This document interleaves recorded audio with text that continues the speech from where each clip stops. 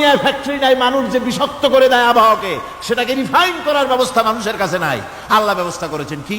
আল্লাহ পাক গাছ বানায় দিলেন, গাছের সবুজ শ্যামল রং, ঘাসের সবুজ শ্যামল রং, তার খাদ্য হতেছে আপনি যেটা ছেড়ে দেন, আপনার জন্য যেটা বিষ সেটা হচ্ছে তার জন্য খাদ্য। কার্বন ডাই অক্সাইড গাছ টেনে নেয়, সারা রাত টানতে থাকে, অক্সিজেন থেকে বাতাস থেকে সারা রাত টানতে থাকে, কার্বন ডাই অক্সাইড খাবার হিসাবে সে টেনে নেয়। আর দিনের বেলা যখন রোদ ওঠে, সূর্যের উত্তাপ আর গাছের সবুজ রং দুটোতে মিলে এক প্রকারের রন্ধন ক্রিয়া হয়, রাঁধা হয়। সেই রান্নার মাধ্যমে গাছের ভিতর থেকে গাছ আবার অক্সিজেন মানুষের জন্য, প্রাণীর জন্য ছেড়ে দেয়। সুবহানাল্লাহ। তো গাছ আপনার জন্য বন্ধু, একদিকে গাছ আপনার এই কাজ করলো, ফার্নিচার বানাইলো, ছায়া দিল, ফল দিল। আল্লাহ পাক বলেন এই গাছগুলি কে তৈরি করলো? মিয়া তুমি করছো? না আমি করছি। আমি আমার রহমত দিয়ে তোমারে গাছ বানাই দিলাম। এরপরে ফসল দিলাম, ফসল হলো, তোমার তরি তরকারি হলো, সব কিছু তোমার হয়ে গেল। এবার ফসল দেখা মানুষে যখন দেখে জমিনে বড় বড় ধানের গোছা হয়েছে, মোটা মোটা ধানের গোছা হয়েছে, মোছে তখন তেল মাখিয়ার নতুন নতুন গানের আয়োজন করে। এবার ফসল বেশি হয়েছে, গান, থিয়েটার, বাজনা, গুনাগার বিবি, কত রকমের গানের ব্যবস্থা করে ফেলে। জমিনে ফসল আর মোছে তেল মাখে আনন্দে। আল্লাহ রাব্বুল আলামিন বলেন লাউ নাশাউ লাজআলনাহু হুতামান ফাযান্তুম তাফাক্কাহুন।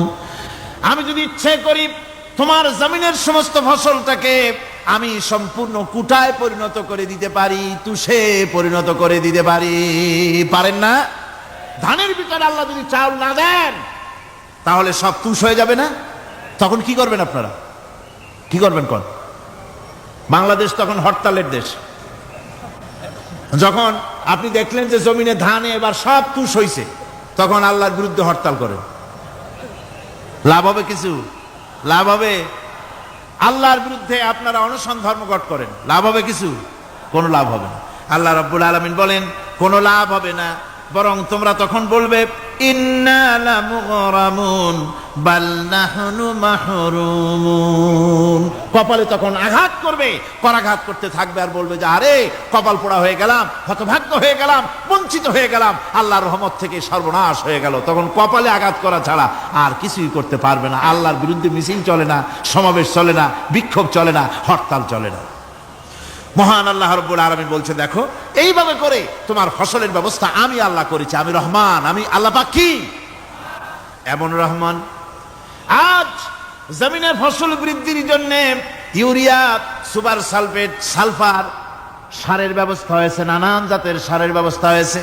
যখন এই সার মানুষ তৈরি করতে শেখে নাই, আবহমান কাল থেকে এই জমিনের জন্য সারের ব্যবস্থা কে করেছেন? জোরে কোন? আল্লাহ পাক বলেন আমিন আয়াতিহি আইয়ুরিকুমুল বারকা খাউফান ওয়া তামাম। আমার অসংখ্য নিদর্শনাবলীর মধ্যে এটাও একটি নিদর্শন যে আকাশে বিদ্যুৎ চমকে মেঘের গর্জন হয়। এই যে বিদ্যুৎ চমকে গর্জন হয়, এর মধ্যে রয়েছে মানুষের জন্য ভীতি এবং আশা। তারা ভয় পায়, আর এর মধ্যে আশাও রয়েছে। আশাটা কি? আশা হচ্ছে এই যে বিদ্যুৎ যে বছর যত বেশি চমকায় মেঘে, সে বছর জমিনে ফসল তত বেশি বাড়ে। কৃষিবিদরা বলেছেন বিদ্যুৎ যত বেশি চমকায় জমিনের ফসল তত বেশি বাড়ে। সুবহানাল্লাহি ওয়া বিহামদিহি।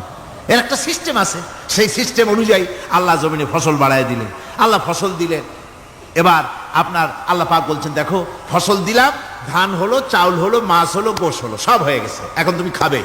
রান্না বান্না হয়ে গেল, রহমত আমার দেখো, আমার রহমতটা দেখো। এ কোরআন শিখাইছেন সেই আল্লাহ রাব্বুল আলামিন যার নাম রহমান। জোরে বলেন তার নাম কি? রহমান। চাউল হয়ে গেছে, চাউল তো শুধু ভর্তা বানায় খাওয়া যাবে না, ভাত হয়েছে, আটা দিয়া রুটি তৈরি হয়েছে, কি দিয়া খাবেন? আল্লাহ রাব্বুল আলামিন আপনার পুকুরের ভিতরে মাছ দিয়া দিলেন, জন্তু জানোয়ার দিলেন, চার পায়া জানোয়ারের গোশত হালাল করে দিলেন, পাখির মাংস আল্লাহ রাব্বুল আলামিন হালাল করে দিলেন। এখন মাছ হলো, গোশ হলো। মাছ আর গোশ সিদ্ধ করে খাওয়া যাবে? জোরে বলেন যাবে? যাবে না। তার গন্ধ নষ্ট করতে হবে আর সুঘ্রাণ সৃষ্টি করতে হবে। এই গন্ধ নষ্ট করে সুঘ্রাণ সৃষ্টি করার জন্য লবঙ্গ তৈরি করলেন কে? কথা কন না কেন? এলাচি কার? দারচিনি কার? লবণ কার? মরিচ কার, হলুদ কার, পিএস কার? সুবহানাল্লাহ বিহামদিহি। এত নিয়ামত আল্লাহ রাব্বুল আলামিন বলেন, ওয়া ইন তাউদ্দু নি'মাতাল্লাহি লা তুহসুহা। আমার নিয়ামত গণনা করে করে আমার নিয়ামত গুণে শেষ করতে পারবে না, এত নিয়ামত আমি দান করেছি। এরপরে তরি তরকারি হলো, মাছ গোশ খেতে খেতে অস্থির হয়ে যাবে, তারপরে তরি তরকারি দিলাম, শাক সবজি দিলাম, সবকিছু আমি আল্লাহ রাব্বুল আলামিন দিয়েছি। আমার নাম রহমান, তোমার সমস্ত প্রয়োজন আমি দিয়েছি, মিটাই দিয়েছি। এবার তরি তরকারি হলো, আর মানুষ তরি তরকারি খাইলো, আল্লাহ শুকর আদায় করলো না। শুকর আদায় করে না। এত সুন্দর মজার কদু, সেই কদু খায়, আর কদু খাইয়া মোসে তাও মারে, আর বলে স্বাদের লাউ বানাইলো বৈরাগী। আল্লাহ শুকর আদায় করে, আল্লাহ নিয়ামতের শুকরিয়া আদায় করে না। আমার ভাইয়েরা, আল্লাহ রাব্বুল আলামিন বলেন, এই পৃথিবীর আমি রহমান, কোরআন আমি শিখাইছি আমি রহমান। এমন রহমান শুধু মানুষকে খাবার দেই না, এই পৃথিবীর সকল প্রাণীকে আমি খাবার দেই। জোরে কোন সুবহানাল্লাহ। সকল প্রাণীর খাবার কে দেয়? ওয়া মা মিন দাব্বাতিন ফিল আরদি ইল্লা আলাল্লাহি রিজকুহা।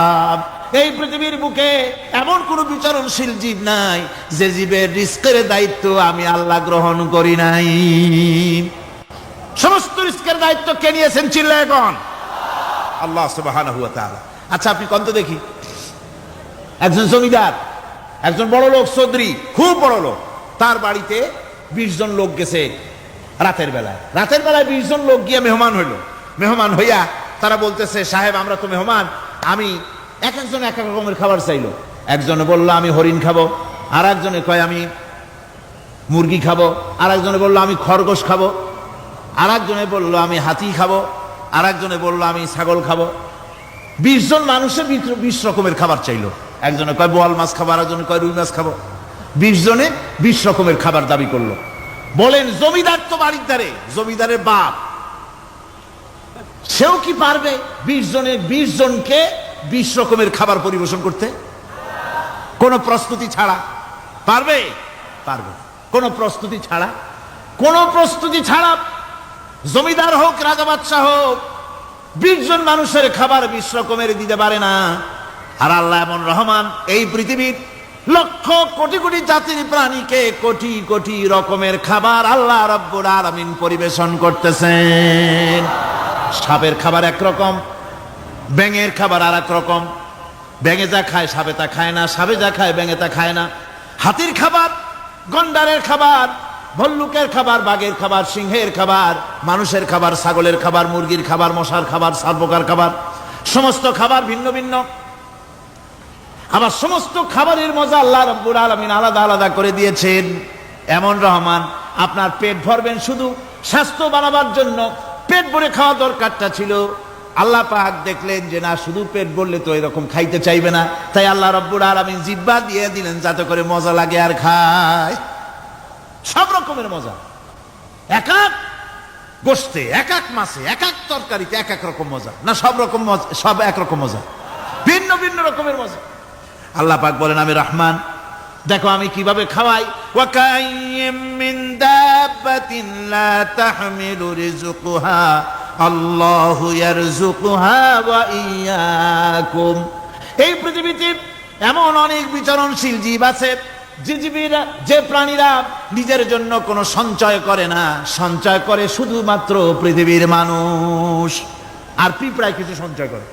অন্যান্য বহু প্রাণী আছে যাদের কোনো সঞ্চয় নাই। কি বলেন, পাতিশিয়ালের কোনো ব্যাংকে অ্যাকাউন্ট আছে নাকি? না। শীতের মৌসুমে পাতিশিয়াল আইসা ব্যাংকের ম্যানেজারকে বলে না যে কয়েকটা মুরগি আনছি, আমার নামে একটা অ্যাকাউন্ট ওপেন করেন, বৃষ্টির সময় আমি যেন ওগুলো উঠাইয়া পাইকারি দরে খাইতে পারি। ওর কোনো খাবার নাই, সঞ্চয় নাই। এ ধরনের পাখির সঞ্চয় নাই, পশুর সঞ্চয় নাই। মহান আল্লাহ রাব্বুল আলামিন তিনি বলছেন, সকাল বেলায় পাখি তার বাসা দিয়া ক্ষুধার্ত পেট নিয়ে পাখিগুলি উড়ে চলে যায়। সাপ তার গর্ত থেকে বের হয় খালি পেটে, পাতি শৃগল খাঁটি পেট নিয়ে গর্ত থেকে বেরিয়ে যায়।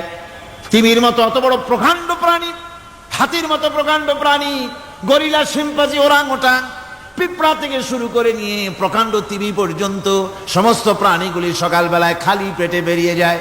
সারাদিন ঘোরাঘুরির পর আল্লাহ সুবহানাহু ওয়া তাআলা বলেন, সন্ধ্যাবেলায় সমস্ত প্রাণীর পেটগুলি ভরে আমি আল্লাহ তাদের বাসায় ফিরাইয়া দেই। আমি রহমান, এভাবে করি আমি আল্লাহ রাব্বুল আলামিন খাবারের বন্দোবস্ত করি, পড়ার বন্দোবস্ত করি, থাকার ব্যবস্থা করি।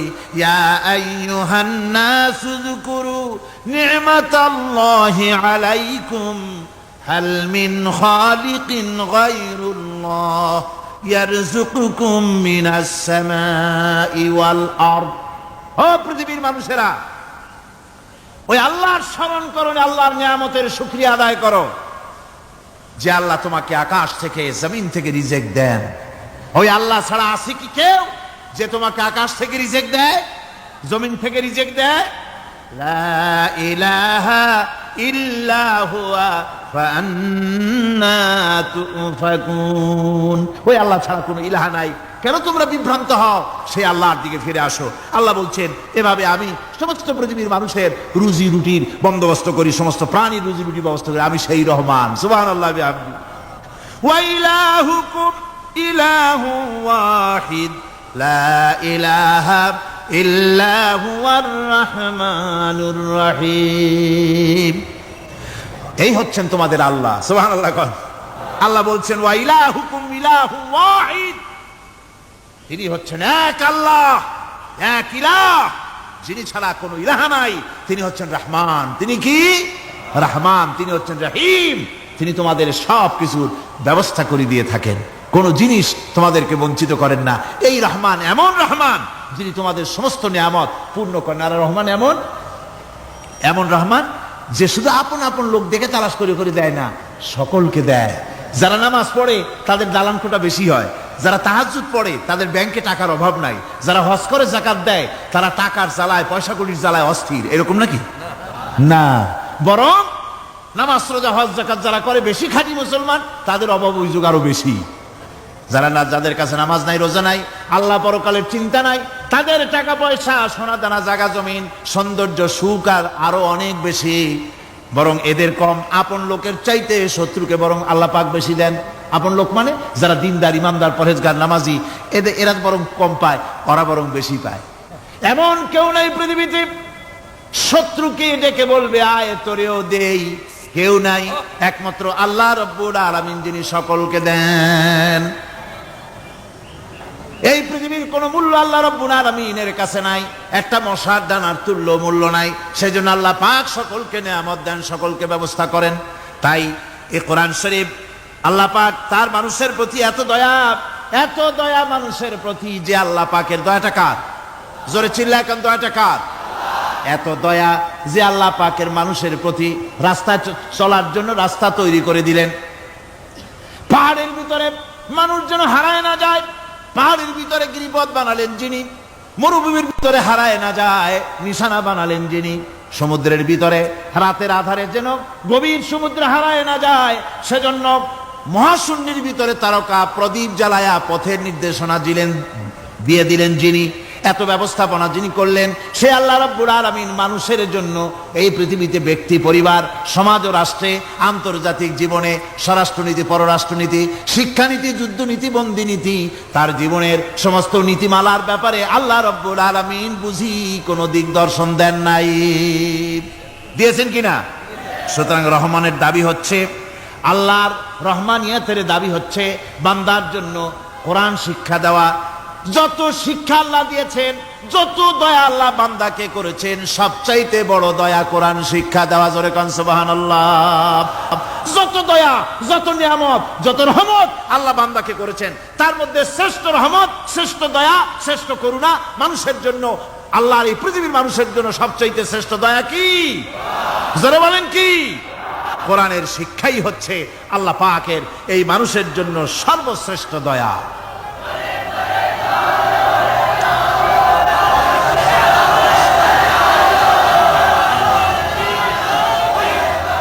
মধ্যে পুঁজি হলো তিনটা। ব্যবসার মধ্যে পুঁজি কয়টা? তিনটা। আল্লাহ রাব্বুল আলামিন বলেন, তুমিনুনা বিল্লাহি ওয়া রাসূলিহি ওয়া তুজাহিদুনা ফি সাবিলিল্লাহ।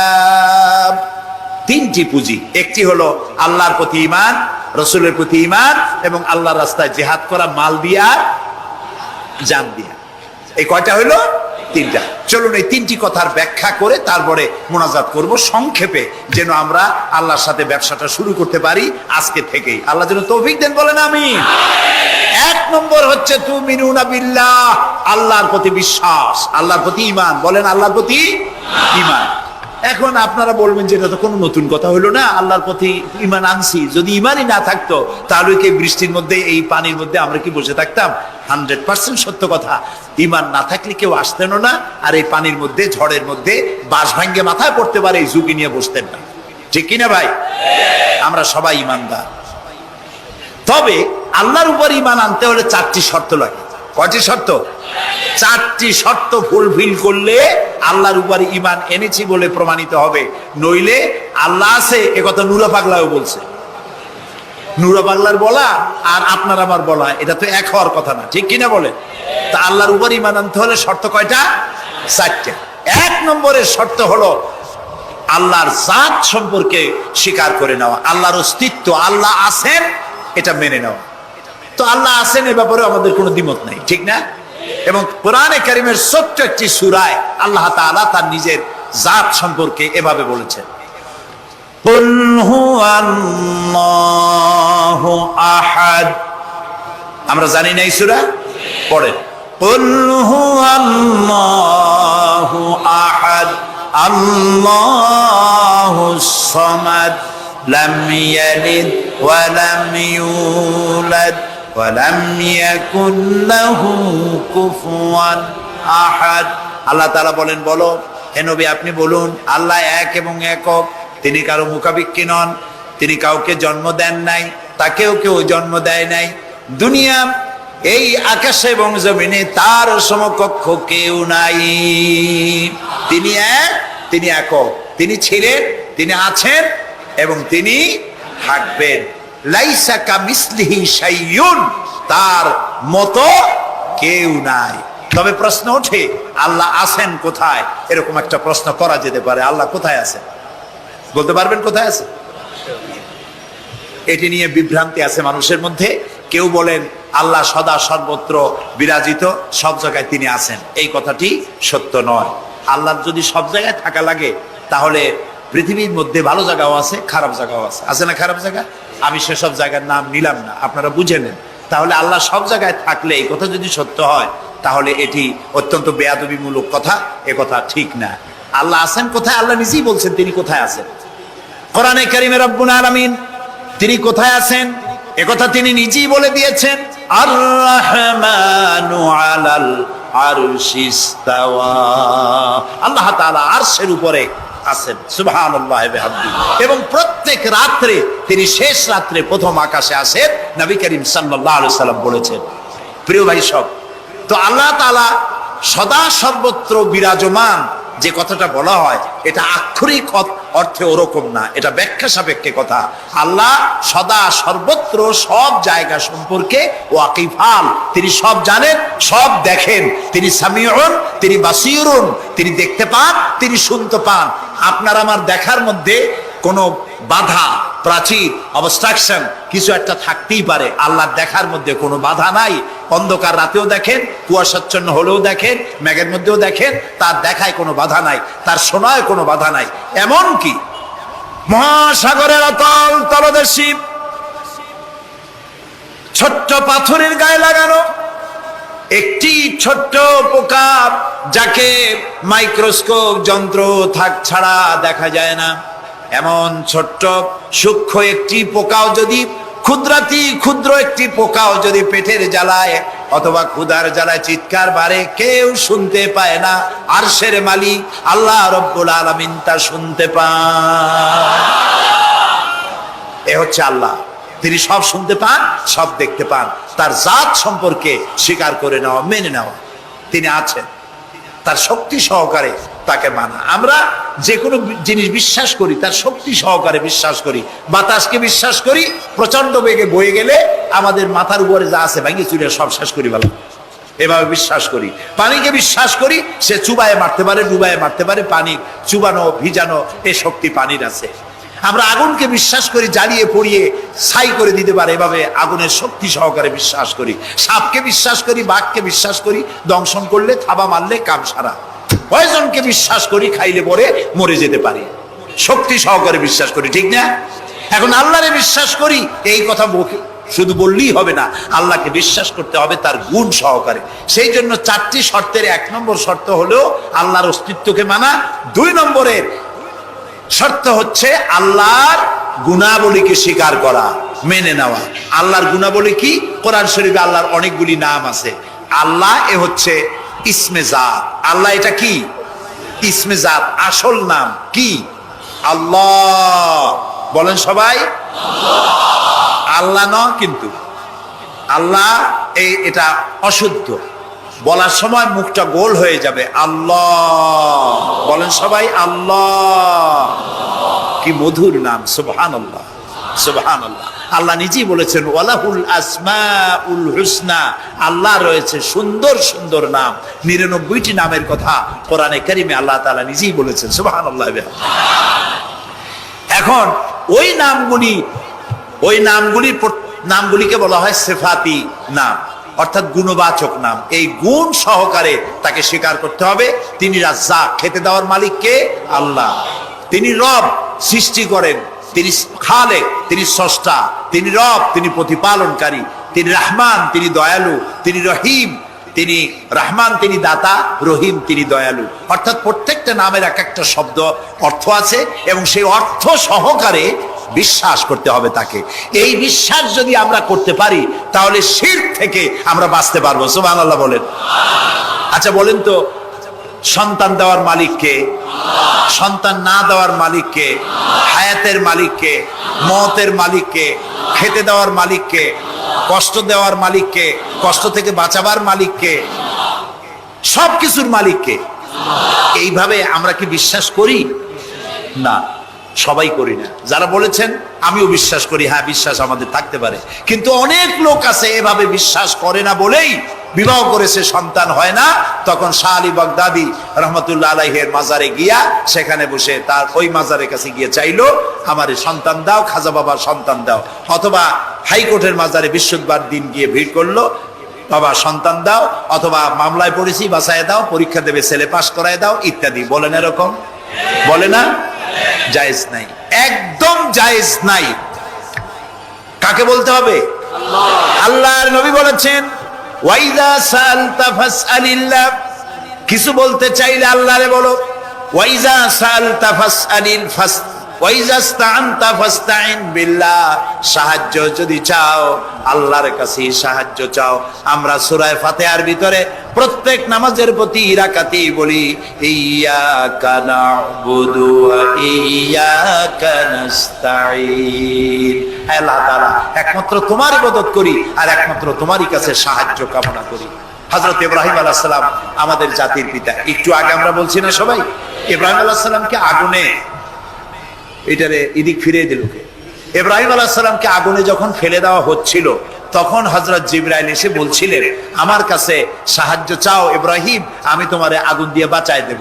এই যে ইব্রাহিম আলাইহিস সালামের কাছে তাকে সাহায্য দেওয়ার জন্য বলা হলো, এই যে কি ঘোরাঘুরি করে, এই মাইকের হর্ন ঘুরান কেন? যেমন ছিল ওইদিকে দিয়ে দেন, আমারে শোনায় তো লাভ নাই।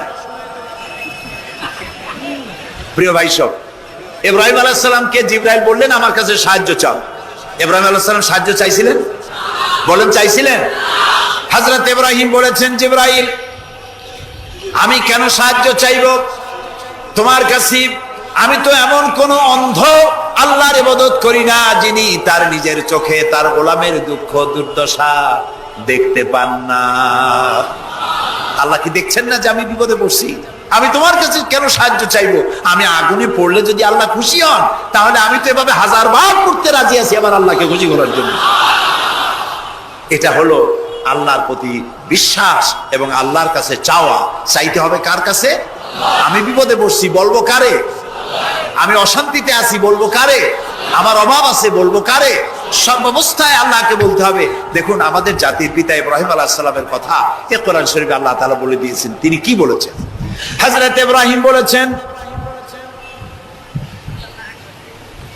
আল্লাযী হুয়া ইউতঈমুনি ওয়া ইয়াসকিন। আমি যখন ক্ষুধার্ত হই আল্লাহ আমারে খাওয়ান, আমি যখন তৃষ্ণার্ত হই আল্লাহ আমারে পান করান।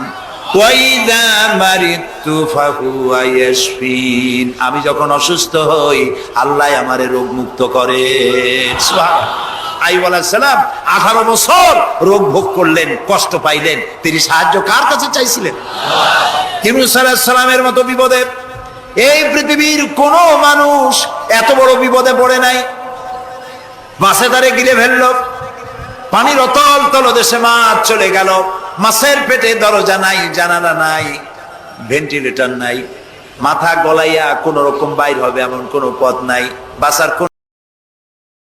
বিশ্বাস করুন কবরের ভিতরে যিনি শুয়ে আছেন, যত বড় পীর হোক, যত বড় খাজা বাবা হোক, আপনাকে সাহায্য তিনি করতে পারবেন না, পারবেন না, পারবেন না। একটু কমন সেন্সের কাছে অ্যাপিল করি, সাধারণ বিবেকের কাছে আপনাদের, যারা এই যে দেখুন হযরত শাহজালাল রহমতুল্লাহ আলাইহি সিলেটে শুয়ে আছেন, বলুন তো তার মাতৃভাষা কি? আরবি। তিনি ইয়েমেন থেকে এসেছিলেন। বাগেরহাটে শুয়ে আছেন হযরতে খান জাহান আলী রহমতুল্লাহ আলাইহি, তার মাতৃভাষা ছিল আরবি। হযরতে খাজা মঈনুদ্দিন চিশতি রহমতুল্লাহ আলাইহি শুয়ে আছেন আজমিরে, তার মাতৃভাষা আরবি। আমরা বাংলাদেশ থেকে, এই দেশ থেকে কোনো লোক গেল সিলেটে, গেল বাগেরহাটে অথবা বাগদাদে চলে গেল, এইসব বড় বড় আল্লাহর ওলিদের মাজারে গিয়ে বাংলা ভাষায় বলল, বাবা আমি তো বিপদে পড়ে আসছি, নির্বাচনে দাঁড়াইছি, আমি যেন জিততে পারি। অথবা দেখেন না মাজার দিয়ে শুরু করে সবাই। অথবা যাই বললো যে আমার বিয়ে করেছি 15 বছর, বাচ্চা হয় না, আমার একটা বাচ্চা। অথবা মামলায় পড়েছি, আমার একটু জিতায় দাও, ব্যবসা করি এত টাকা লস দিতে দিতে শেষ হয়ে গেছি। বাবা আপনি বললেন কোন ভাষায়? শাহজালাল খুব বুঝলেন, বড় পীর সাহেব খুব বুঝছেন। তাহলে আপনার 1 নম্বর ফায়ার মিস হয়ে গেল, মিস ফায়ার। আচ্ছা, 2 নম্বর কথা হলো, যার কাছে আপনি চাইলেন তিনি ওখানে ঘুমন্ত আছেন না চেতনা আছেন, এ ব্যাপারে আপনার কোনো গ্যারান্টি আছে, নিশ্চয়তা আছে? আপনি যখন দোয়া করতেছিলেন তখন উনি চেতনা না ঘুমে? যদি ঘুমায় থাকেন তাহলে 2 নম্বর মিস ফায়ার। আপনি যা চিল্লাইলেন উনি কিছুই শুনলো না। 3 নম্বরে, কবরে যে শাহজালাল রহমতুল্লাহ আলাইহি অথবা মঈনুদ্দিন চিশতি রহমতুল্লাহ আলাইহি, আল্লাহর ওলিরা, যত বড় বড় ওলি আল্লাহ আছেন, যার কাছে আপনি বিশ্বাস করেন ওলি হিসেবে, উনি যে কবরে আছেন তার নিশ্চয়তা কোথায়? কবরে তো নাও থাকতে পারে, কারণ আল্লাহ তাআলার 2টা জায়গা আছে করা। বিদেহী আত্মা, এই দেহ থেকে আত্মা যখন সরে যায়, আল্লাহ যখন নিয়ে যান, দেহটার তো কোনো দাম নাই, এটা হচ্ছে নশ্বর, আত্মা হচ্ছে অবিনশ্বর। এই দেহটা মাটির সাথে পচে যাবে, গলে যাবে, কোরআন শরীফে বহুবার বলা হয়েছে। তো আল্লাহ তাআলার 2টা মেহমানখানা আছে, একটা হলো সিজ্জিন আর একটা নাম বলেন ইল্লিন। 2টা মেহমানখানা। যেমন এই পৃথিবীতেও মেহমানখানা 2 রকম হয়। সরকারের 2 রকম মেহমানখানা। চোর, ডাকাত, খুনি, বদমাস এগুলি যদি গ্রেফতার হয় তাহলে ওরা খাবে কি? ওদের তো শ্বশুর বাড়ি দিয়ে অথবা বাপের বাড়ি দিয়ে ভাত খাবার দেওয়া হবে না, গভর্নমেন্টের মেহমান হয়ে গেছে। কাজী এদের জন্য মেহমানখানা গভর্নমেন্টের একটা আছে, সরকারি মেহমানখানা। ওইটা কোনটা কোন তো? ও, তাও আপনারা চেনেন। আরেকটা মেহমানখানা হচ্ছে ভিআইপিদের জন্য, যারা ভেরি ইম্পর্টেন্ট পার্সন অথবা ভেরি ভেরি ইম্পর্টেন্ট পার্সন যারা, তাদের জন্য, অর্থাৎ প্রেসিডেন্ট, প্রধানমন্ত্রী, মন্ত্রী, এমপি, সচিব, ওনারা যখন বাংলাদেশের কোনো জায়গায় বেড়াতে যান তখন সরকারি মেহমানখানা ওনাদের জন্য থাকে। ওইটার নাম কি? সার্কিট হাউস, ডাক বাংলা ইত্যাদি, রেস্ট হাউস, এগুলি তার জন্য থাকে। তো পৃথিবীর মানুষের জন্য শ্রেণীভেদে যদি এ ধরনের মেহমানখানা থাকে, তো যারা নাকি দুনিয়া থেকে মারা যাবে ওদের জন্য আল্লাহর মেহমানখানা থাকতে নাই? আছে। এবং সেটা আগেই বলেছি, যারা জাহান্নামে যাবে ওদেরকে রাখা হবে সিজ্জিন নামক একটা মেহমানখানা আছে, ওখানে তারা থাকবে। আর যাদেরকে আল্লাহ জান্নাতি নিবেন, তো বিচারের আগে তো জান্নাতি নিবেন না, তাদেরকে ইল্লিন নামক সার্কিট হাউস জাতীয়, এই জাতীয় একটা ভালো জায়গায় আল্লাহ তাআলা তাদের রাখবেন। তাহলে আপনি যে কবরের কাছে যায় চাইলেন, হয় ঘুমায় আছে, আপনার ভাষা বুঝলো না, আর কবরে থাকলেও ঘুমে আছে নাকি তাও আপনি জানেন না, আর কবরে নাই এটাও হতে পারে যে আল্লাহ তাআলা অন্য কোথাও তাকে নিয়ে রেখেছেন। কাজেই তিনটা জিনিসই আপনার পথের ভাড়া নষ্ট, পরিশ্রম নষ্ট, আর তিনটা ফায়ার করছিলেন, তিনটা ফায়ার মিস হয়ে গেল। তাহলে হবে এমন সত্তার কাছে, কোন পীর নয়, বুজুর্গ নয়, খাজা বাবা নয়, চাইতে হবে এমন সত্তার কাছে যিনি কখনো ঘুমান না, যিনি বাংলাও বোঝেন, ইংরেজিও বোঝেন, আরবিও বোঝে, উর্দুও বোঝে, সকল ভাষা যিনি সৃষ্টি করেছেন, সেরকম কেউ কি আছেন? আছেন? কি নাম তা? এক আঙ্গুল আকাশের দিকে উঁচু করে বলেন, নাম কি? আরো জোরে বলেন, আবারও বলেন, সুবহানাল্লাহ, আলহামদুলিল্লাহ বলেন। এই জন্য নবী করিম সাল্লাল্লাহু আলাইহি ওয়াসাল্লাম বলছেন, ওয়াইজা সাআলতা ফাসআলিল্লাহ, কিছু বলতে হলে আল্লাহরে বলো, ওয়াইজা ইসতাআনতা, সুয়াল করলে আল্লাহরে বলো, ওয়াইজা ইসতাআনতা ফাসতাইন বিল্লাহ। আর যদি সাহায্যের প্রয়োজন হয় কোনো ব্যাপারে, যে কোনো ব্যাপারে সাহায্যের প্রয়োজন, আল্লাহর কাছে চাও। আমাদের অবস্থা হলো এই যে ইমাম তো দুর্বল, বিপদে পড়লেই দৌড় দেয় মাজারের দিকে। মুসলমানের সম্পর্ক মাজারের সাথে হবে না, সম্পর্ক হবে মসজিদের সাথে। আল্লাহর নবী যখনই বিপদে পড়তেন, মুসিবতে পড়ে যেতেন, সঙ্গে সঙ্গে উজু করে মসজিদে নববীর ভিতরে প্রবেশ করতেন, 2 রাকাত কাজায়ে হাজাতের নামাজ পড়তেন, আল্লাহর দরবারে হাত তুলতেন, চোখের পানি ছেড়ে দিতেন, আল্লাহ রাব্বুল আলামিনের দরবারে মোনাজাত কবুল হয়ে যেত।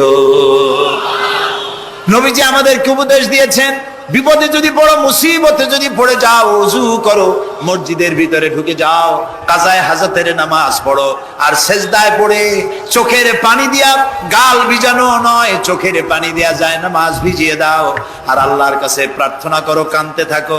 রব্বুল আলামিন, আল্লাহর নবী বলেছেন, বান্দা যদি গুনাহ মাফির জন্য গুনাহ করেছে, লজ্জায় অনুতপ্ত হয়ে অনুশোচনা করে বান্দা যখন কাঁদতে থাকে, চোখের পানি নাকের অর্ধেক আসতে না আসতে আল্লাহ রব্বুল আলামিন বান্দারে মাফ করে দেন। বিশেষ করে বুড়া মানুষ, আমাদের মধ্যে 2 শ্রেণীর লোক আছে, যুবক আর বৃদ্ধ। মাহফিলগুলিতে আল্লাহর মেহেরবানি যুবকেরা অনেক বেশি আসে, আলহামদুলিল্লাহ বলুন। এরকম আসতে করলেন কেন? আপনি তাকায় দেখেন, ডানে বায় তাকান, ডানে বায় তাকান, দাড়ি পাকা কয়জন আছে দেখেন। 2%, 3% or 5% দাড়ি পাকা হতে পারে, 95% যুবক আর যুবক। সুবহানাল্লাহ। চট্টগ্রাম নবী করিম সাল্লাল্লাহু আলাইহি ওয়াসাল্লাম বলেছেন, কেউ যদি দুনিয়ায় বেঁচে থাকা অবস্থায় কিয়ামতের দৃশ্য দেখতে চায়, সেজন্য সূরা নাবা, সূরা আত-তাকবীর, সূরা নাজিআত, সূরা আল-ইনফিতার, এই সূরাগুলি যেন পড়ে, তাহলে দুনিয়ায় জীবিত থাকা অবস্থায় কিয়ামতের দৃশ্য দেখতে পারবে। ঈমানদার ব্যক্তি, যে ব্যক্তি মরার সময় মুখে উচ্চারণ করতে পেরেছে, লা ইলাহা ইল্লাল্লাহু মুহাম্মাদুর রাসূলুল্লাহ, জোরে সোরে পড়েন, লা ইলাহা ইল্লাল্লাহ, লা ইলাহা ইল্লাল্লাহ, লা ইলাহা ইল্লাল্লাহ, লা ইলাহা ইল্লাল্লাহু মুহাম্মাদুর রাসূলুল্লাহ। কালেমা পড়ে মারা গেল। এরপরে কবরের ভিতরে মুনকার নাকির ফেরেশতা এসে হাজির হয়ে যাবে, প্রশ্ন করবে, মান রব্বুকা। ঈমানদার ব্যক্তি বলবে, রব্বি আল্লাহ। বলেন, রব্বি আল্লাহ। আমার রব কে? আল্লাহ না, আল্লাহ। মুহাব্বতের সাথে বলেন, আল্লাহ।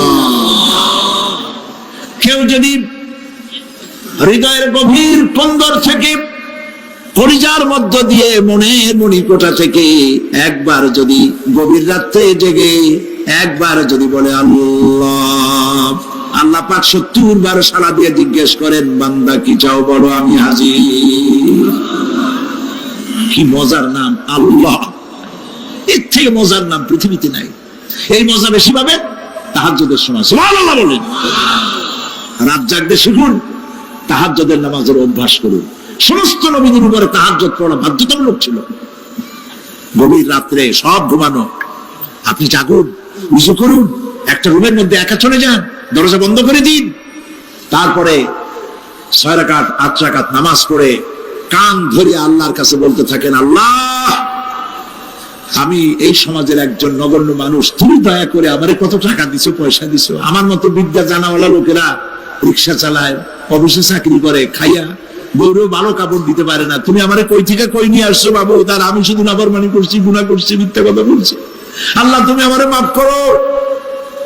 গভীর রাত্রে গুনগুন করে নিজের কানে ধরে অপরাধ স্বীকার করে কাঁদতে থাকেন আর ডাকতে থাকেন, ইয়া আল্লাহু ইয়া রহমানু ইয়া রহিমু ইয়া হাইয়ু ইয়া কাইয়ুম। পড়েন, ইয়া আল্লাহু ইয়া রহমানু ইয়া রহিমু ইয়া হাইয়ু ইয়া কাইয়ুম, ইয়া আল্লাহু ইয়া রহমানু ইয়া রহিমু ইয়া হাইয়ু ইয়া কাইয়ুম।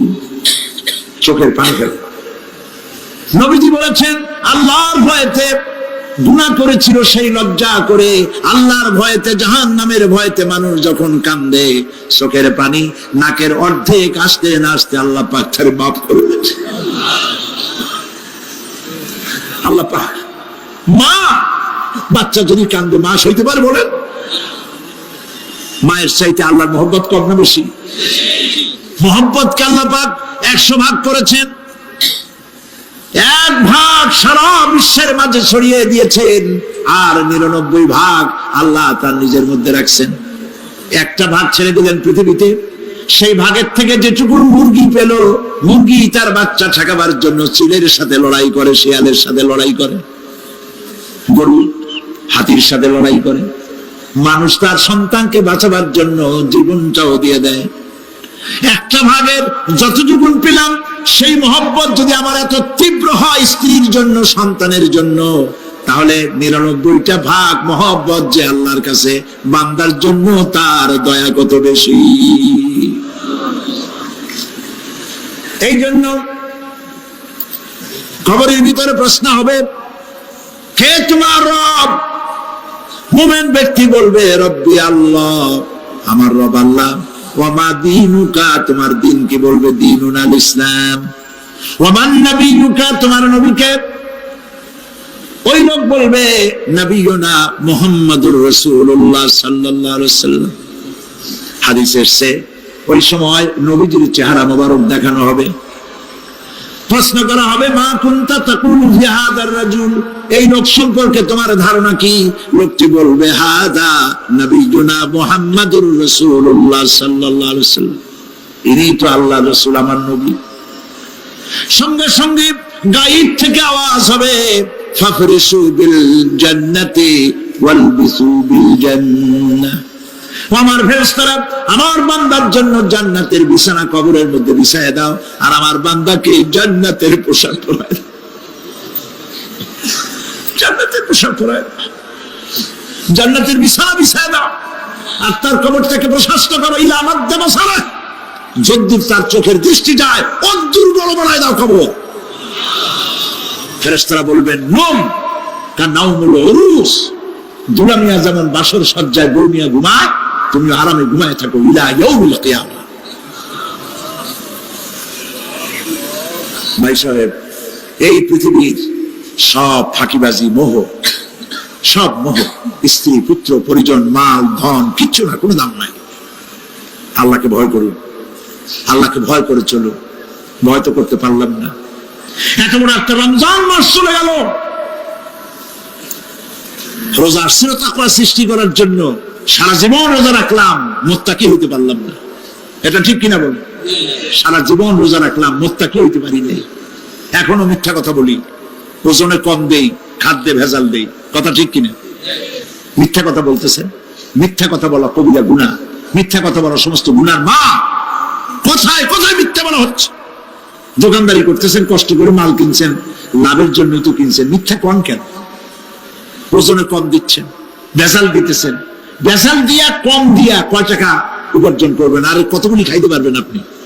চাউলের মধ্যে করেছি, বিয়ে যখন করছি তখন আমি তো নওয়াবজাদা নসরুল্লাহ খান, আর বউ তো কেনা দাসী না। সে কিন্তু দাসী নয়, তার মর্যাদা আছে, তার সম্মান আছে, তার সম্মান আপনাকে দিতে হবে। রাসূলুল্লাহ দিয়েছেন, আপনাকেও দিতে হবে। রান্না বান্না হতে দেরি হয়, কত গালাগালি শুনতে হয় নারীকে। আল্লাহর নবীর স্ত্রী হযরত আয়েশা বলেছেন, আল্লাহর নবী কাজ করে, মানুষের সঙ্গে কথা বলে, রাষ্ট্রীয় দায়িত্ব পালন করে ঘরের ভিতরে সে যখন দেখেছেন রান্না হতে দেরি আছে, রাসূলুল্লাহ বিরক্ত হন নাই, ভুরু কুঞ্চিত করেন নাই, চোখ মোটা করেন নাই, আমাকে কোনো কথা শোনার নাই, বরং আমার কাছে বসে রান্নায় আমাকে সহযোগিতা করেছেন। সুবহানাল্লাহ বিহামদি। এই হলো আল্লাহর রাসূল, এই হলো বিশ্ব নবী। স্ত্রীর সঙ্গে কি মুহাব্বত! সুবহানাল্লাহ বিহামদি। হুজুর মুহাব্বত করতেন স্ত্রীদেরকে। রাসূলুল্লাহর ঘরে দৌলত ছিল না, কিন্তু মোহব্বত দিয়ে ভরা ছিল ঘরটা। হুজুরের ঘরে ফ্রিজ নাই, এসি নাই, হুজুরের ঘরে কার্পেট নাই, হুজুরের ঘরের মধ্যে জাজির নাই, তোশক নাই, বড় বড় কম্বল নাই, আরামের কোনো জিনিস নাই, মডার্ন ইকুইপমেন্টস কিচ্ছু নাই, দৌলত নাই, কিন্তু মোহব্বত দিয়ে ঘরটা ভরা। হযরত আয়েশা বলেছেন, আমি পানি পান করে, যখন আমি পানি পান করে গ্লাস রেখে দিতাম, আল্লাহর নবী তখন গ্লাসের সেই জায়গায় ঠোঁট লাগাতেন যেখানে আমি ঠোঁট লাগাইয়া পানি পান করেছি। আমি গোশত চিবোতাম, রাসূলুল্লাহ আমার হাত থেকে গোশত টুকরা নিয়া সেই জায়গায় চিবোতেন যেখানে আমি চিবোয়েছি। সুবহানাল্লাহ। আমার ভাইরা, রাসূল তার স্ত্রীদেরকে মহব্বত করতেন, স্ত্রীরাও রাসূলকে মহব্বত করতেন দারুণ ভাবে। একবার হযরত আয়েশা সিদ্দিকা রাদিয়াল্লাহু তাআলা আনহা হুজুরকে গোসল করাতেছিলেন, মাথার উপরে পানি ঢালতেছেন, হুজুর একটা চৌকির উপরে বা একটা তক্তার উপরে বসে আছেন। গোসলের পানির ভিতরে রাসূলুল্লাহ দেখতে পেলেন রক্তের মতো কি যেন প্রবাহিত হয়ে যাচ্ছে। হুজুর জিজ্ঞেস করেন, আয়েশা রে, পানির ভিতরে রক্তের মতো কি দেখা যায়? হযরত আয়েশা বলেন, হুজুর আপনি যখন বসেছিলেন অসতর্ক মুহূর্তে তক্তার নিচে আমার একটা আঙ্গুল পড়েছিল, পায়ের আঙ্গুলটা ফেটে বোধহয় রক্ত বেরোতেছে। রাসূলুল্লাহ তাড়াতাড়ি করে উঠলেন আর ওই আঙ্গুলকে ব্যান্ডেজ করে দিলেন। রাসূলুল্লাহ বললেন, আয়েশা রে, আঙ্গুল ফেটে গেছে, একটু আহার হু পর্যন্ত করলে না, এতক্ষণ তুমি কষ্ট করলে কেন? হযরত আয়েশা বলেন, ইয়া রাসূলুল্লাহ, ওটা তো একটা পায়ের আঙ্গুল। আয়েশার কলিজাটা ফেটে যদি রক্ত বেরোতো, রাসূলুল্লাহকে উঠতে বলতে আমি পারতাম না। কি মহব্বত রাসূলের সাথে! হযরত আয়েশা বলেন, রাসূল সাল্লাল্লাহু আলাইহি ওয়াসাল্লাম স্ত্রীদেরকে এত ভালোবাসতেন, আমাদের ঘরে গোশত টোস্ত তেমন রান্না বান্না খুব কম হতো।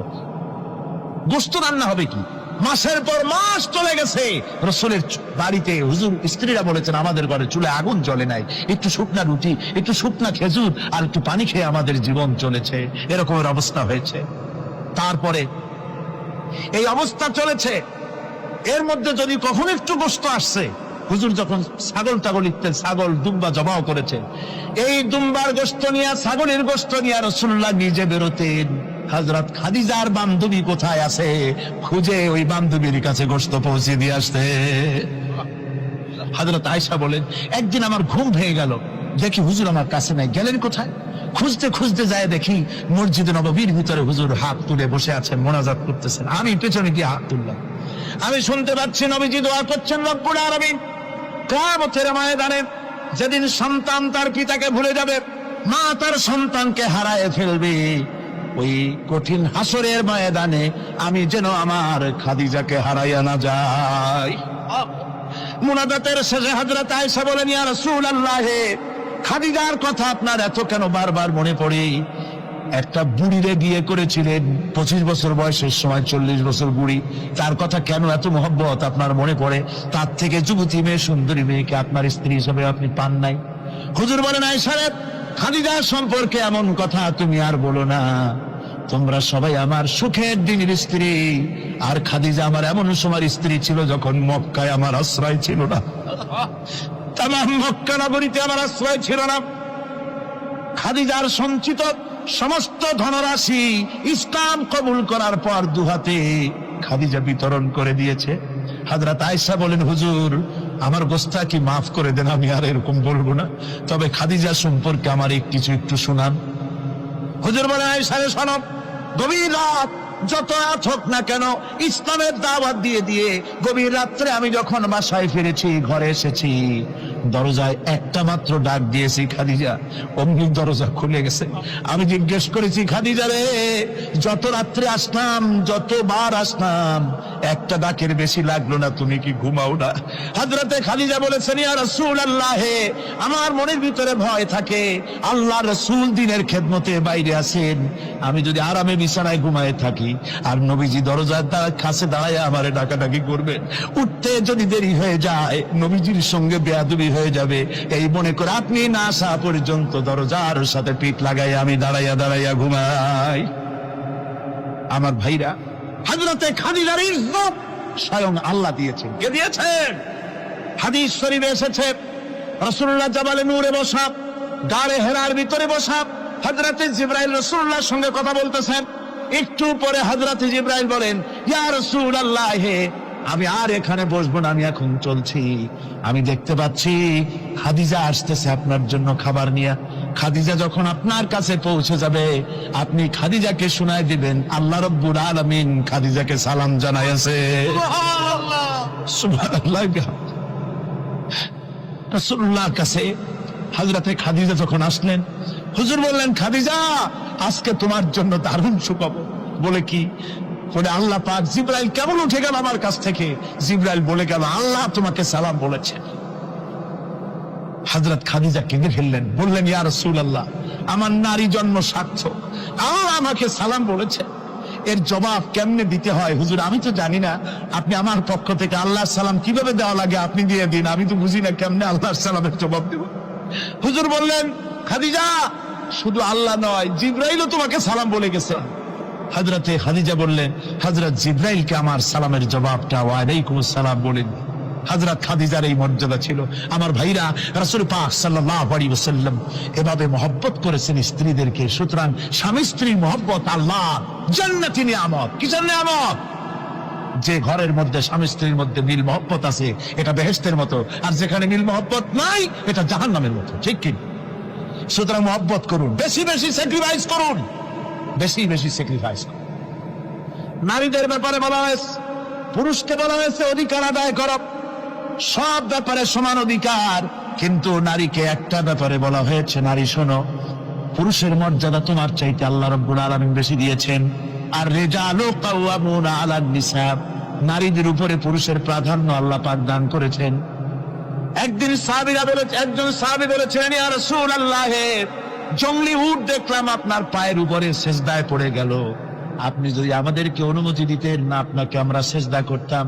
আল্লাহ নবী বললেন, মানুষ মানুষকে সেজদা করা, এ পারমিশন যদি আমি দিতাম, তাহলে দুনিয়ার সমস্ত স্ত্রীদেরকে বলতাম তারা যেন তাদের স্বামীকে সেজদা দেয়। স্বামীর মর্যাদা এখানে বেশি। সুতরাং অধিকার সমান, কোনো সন্দেহ নাই, কিন্তু স্বামীর একটা আলাদা মর্যাদা আছে, সেই সম্মানও তাকে দিতে হবে। এরপরে এই সমান অধিকারের ভিত্তিতে স্বামী স্ত্রী চলতে থাকে, মাঝখানে আল্লাহ পাক তাদেরকে সন্তান দান করেন।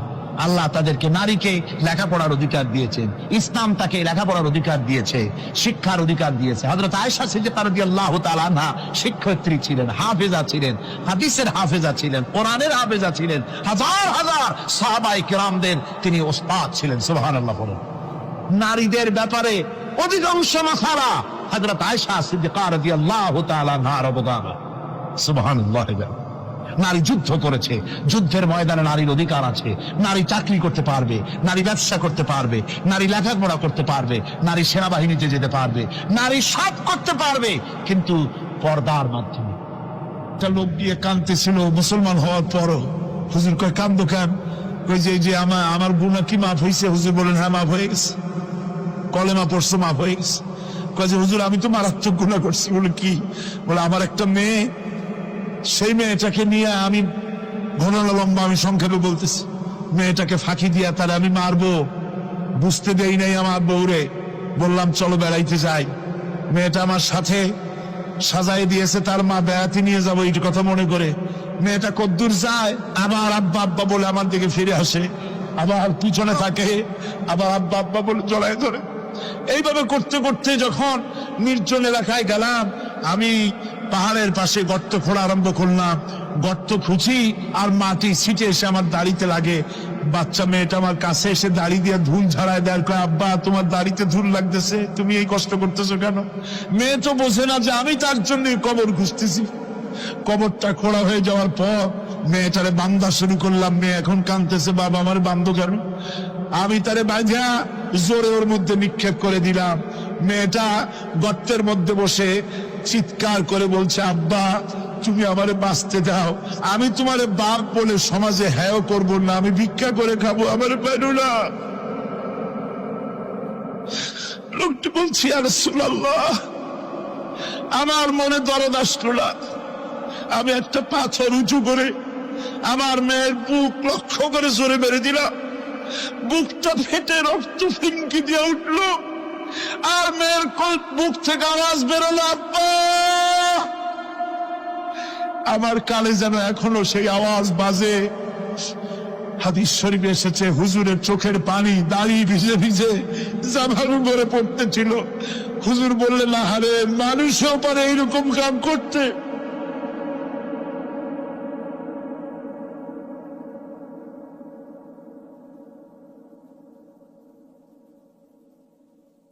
পৃথিবীতে নারীর যখন কোনো সম্মান ছিল না, মর্যাদা ছিল না, সেই সময় আমার রাসূল, আমার বিশ্বনবী নারীদেরকে সম্মানের হাত ধরে গর্তের ভিতর থেকে উঠাইয়া রানীর সিংহাসনে বসায় দিলেন। সুবহানাল্লাহ, মায়ের মর্যাদা দিয়ে দিলেন। সুবহানাল্লাহ, নারীরা আমাদের মায়ের জাত। নারীরা আমার কি এর জাত? মায়ের জাত। আমার মা বোনেরা, তোমাদের সম্মান কত তোমরা জানো না। আমরা পুরুষ, আমাদের পায়ের তলে জুতা, আর তোমরা আমাদের মায়ের জাত। তোমরা নারী, তোমাদের পায়ের তলে আল্লাহর জান্নাত, আল্লাহর ব্যস্ততা তোমাদের পায়ের তলে। এই সম্মান আল্লাহ তোমাদের দিয়েছে, নবী দিয়েছেন। সুবহানাল্লাহ কর। ভাইরা আমার, অধিকার ইসলাম দিয়েছে। বিবাহ যখন হয়, এই বিবাহের সময় এজেন্ট আনতে হয়। আর বিবাহ হচ্ছে বিবাহ বৈঠক। এজেন্ট আনার জন্য ওই যে কি জানি কয়, ম্যারেজ রেজিস্ট্রার বা মৌলবি সাহেব, কার অনুমতি আগে নেয়? বলেন কার অনুমতি? তাহলে অধিকার ইসলাম পুরুষে দিল না মেয়ে লোকে দিল? আজ মেয়ে লোকের কাছে যাও, মেয়েটাকে জিজ্ঞেস করো সেই বিবাহে রাজি আছে কিনা। সুবহানাল্লাহ পড়ে, এই বিবাহে রাজি আছে কিনা জিজ্ঞেস করে, তার অধিকারই বেশি। এরপরে এই বিবাহে করার ব্যাপারে কত বৈষম্য। আজ বিবাহ করতে গেলে যৌতুকের প্রথা এসেছে। রাসূলুল্লাহ যৌতুক দিয়েছিলেন, ওটা যৌতুক না, ওটা উপহার, ওটা হাদিয়া। রাসূলুল্লাহ তোহফা দিয়েছিলেন হুজুরের জামাই। সুবহানাল্লাহ, কি জামাই! এক জামাই তো জিন্নুর আইন, যাকে ফেরেশতারা পর্যন্ত লজ্জা করত যারে দেখে, হযরত ওসমান রাদিয়াল্লাহু তাআলা আনহু। আর একজন হযরত আলী কাররামাল্লাহু ওয়াজহাহু। হযরত আলী, যার সম্পর্কে রাসূল পাক সাল্লাল্লাহু আলাইহি ওয়াসাল্লাম যাকে কত সম্মান দিয়েছেন, কত মর্যাদা দিয়েছেন, এই হলো হযরত আলী, হুজুরের জামাই। আনা মাদিনাতুল ইলম ওয়া আলিউম বাবুহা। আমি হলাম জ্ঞানের রাজ্য, আর আলী হলো সেই রাজ্যে প্রবেশের দরজা। সুবহানাল্লাহ। ভাইরা, এই হলো জামাই। আর মেয়ে ফাতিমে জান্নাত, বিনতে রাসূল, বেহেশতের সমস্ত রমণীদের সরদারিনী মা ফাতিমাতুজ জাহরা রাদিয়াল্লাহু তাআলা আনহা। কি উপহার দিলেন বিয়েতে রাসূল! এই মেয়ে আর এই জামাই। উপহার হলো খেজুরের ছোবড়ার একটা তোশক, পানি উঠাবার জন্য একটা মশক, আর আতা পেশা একটা জাতা। এই হলো নবীর মেয়ে আর জামাইয়ের জন্য উপহার। রাসূলের প্রতি কি ভালোবাসা দেখেছেন হযরত উম্মে হাবিবা রাদিয়াল্লাহু তাআলা আনহা, আমাদের মা আবু সুফিয়ান রাদিয়াল্লাহু তাআলা আনহু, তার মেয়ে। তার কাছে আবু সুফিয়ান তখনও কাফের, সেই কুফরি হালতে মেয়ের ঘরে গিয়েছেন।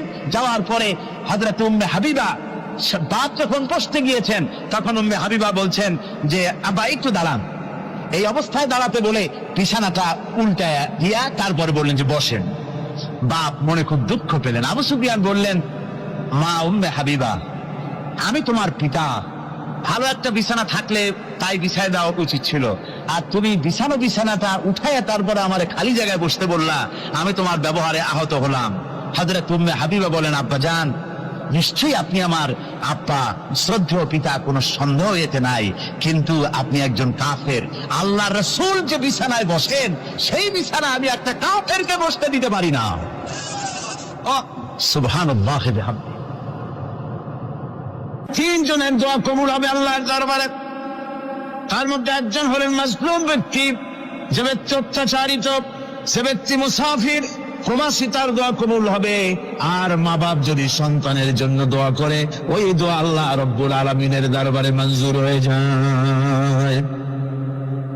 আল্লাহ রব্বুল আলামিন মা বাপ সম্পর্কে বলেন, মা বাবের জন্য আমার কাছে দোয়া করবি বান্দারা, আমার কাছে দোয়া করবি। দোয়াটা আল্লাহ পাক শেখাচ্ছেন, রব্বিরহামহুমা কামা রব্বায়ানি সাগীরা। পড়েন সবাই, রব্বিরহামহুমা কামা রব্বায়ানি সাগীরা। একটু জিকির করেন, লা ইলাহা